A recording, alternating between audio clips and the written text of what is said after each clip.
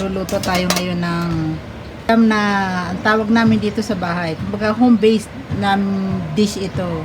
Tawag namin dito the favorite. Version to ni Nanay Piling eh. Masarap kasi to. Nasarapan ako dito sa ano na to. Nung una ko matikman tong dish na to, sabi ko ang sarap.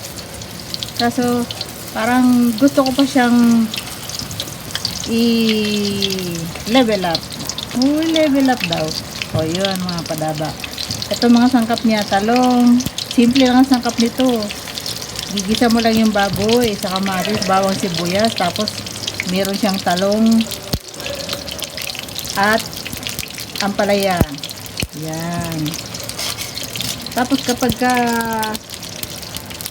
yung baboy, pinalalambot muna para yung sabaw nung pinagpalambutan siya mong isasabaw dun sa pagigisa. Ganyan siya. Ako ngayon naisipan kong yung talong prituhin. Sabi ko, titignan ko kung magkakaroon siya ng ibang dagdag na sarap sa the favorite tawag namin dito. Pero version to ni Nanay Piling, ang tawag niya rito pakbet. Kasi gusto niya kumain ng pakbet pero sarili niyang gawa. Sarili niyang recipe. Masarap. Siguro kasi ako gusto ko siya dahil ako kahit na anong pagkain na may kamatis, masarap sa akin. Meron pang akong trip na yung yung bahaw na kanin. Gusto kong ulaman ng ginisang kamatis. Ginagawa ko yun, nagigisa ako ng kamatis.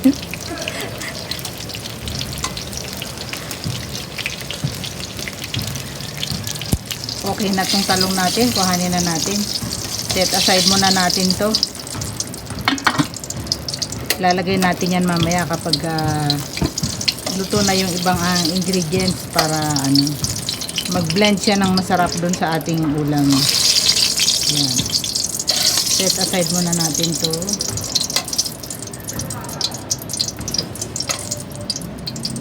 Okay. Okay na to.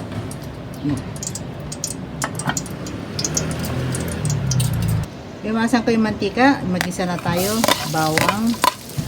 Ayan. Maraming bawang kasi masarap itong the favorite na to. Yung maraming bawang. Ang sarap niya.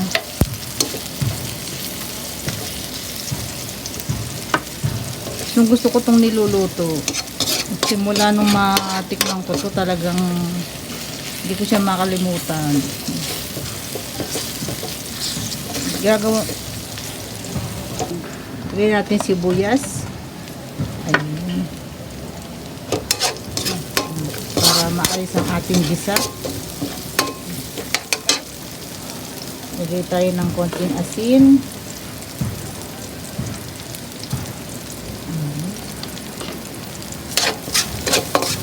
Para masarap ang ating ricado. Isang kutsa. Ito yung baboy na pinalambot ko kanina. Lagay na natin. Ang bango. Ang sarap. Sarap niyan. Kung nandito kayo mga padaba, maaboy nyo ang sarap nito. Medyo tagal-tagalan lang natin ng konti sa ricado para mag-blend sila. Lagay tayong paminta. Pamintang durog para sumarap lalo. Ayan. Kompletohin natin ng timpla para masarap ang ating pagkain. Lagay tayong toyo.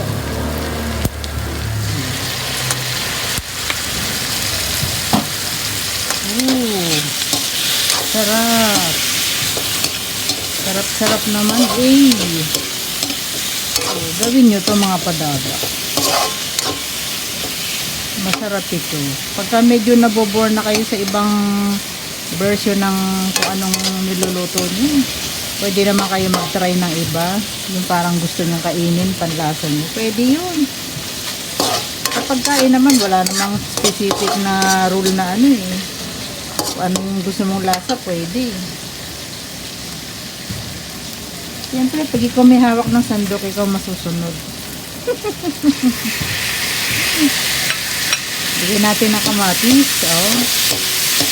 You are the master of your own kitchen. Diba? Tama to, recipe ni Nanay Piling na to. Oh, diba? Nagustuhan namin. Ngayon patuloy siya. Tuloy namin siya kinakain, ini-enjoy, niluluto. Kasi masarap siya. Yan. Lata na tong kamatis natin. Yan ang magandang gisa sa kamatis. Pag sa luto na ito, lagay na natin ang ampalaya.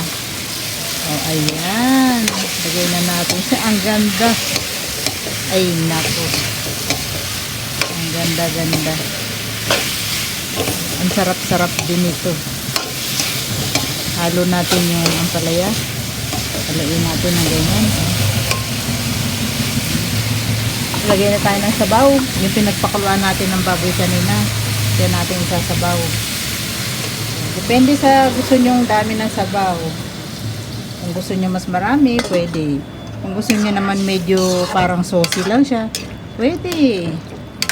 Oh, sabi ko nga kanina you are the master of your own kitchen, diba? Ano gusto nyo lasa sa pagkain? Para man, magbibigay lang ng ideya. Kung gusto nyo subukan, di okay. Oh, walang pilitan. Depende sa gusto yan. Depende sa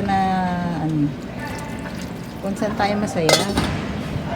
Kasi pagkain yan, dapat masaya tayo habang kinakain natin, di ba? Dapat na-enjoy natin yung mga pagkain natin. Kaya mga padaba, oh, kita nyo, kulong-kulo na siya. Oh. Maganda na yung ating ampalaya. Luto naman na kasi yung baboy natin dahil napalambot na yan kanina eh. Yung ampalaya na lang ang lulutuin. Eh, okay na yung ampalaya, luto na siya. Tikman natin kung okay na ba ang lasa niya.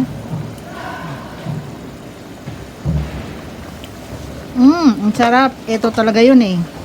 Kaya ako na-inlove dito sa lutong to eh. Dahil yung lasa na yan talaga eh. Lagay na natin yung ating piniritong talong. Ayan. Ayan, ganyan lang. Oh. Oh, okay na yan mga padaba. Kain na tayo. Thank you for watching mga padaba. Oh, mamaya kain tayo ha. Oh, yan. Oh. Okay. Ganda. Ayan nyo ko. Para malaman natin kung papasaba sa inyo. Ito. Kuhanin natin itong gulay. Ayan. Palaya. Talong.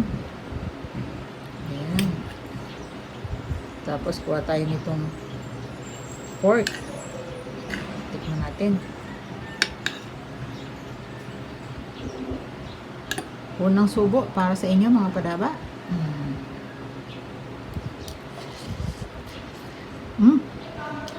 Sarap. Ang galing. Sarap mga padaba. Luto kayo nito, try nito, masarap. Mahilig lang din kayo sa gulay, tapos may kahalong baboy. Swak na swak. Sarap. Thank you mga padaba. Thank you for watching. Salamat sa suporta. Bye-bye!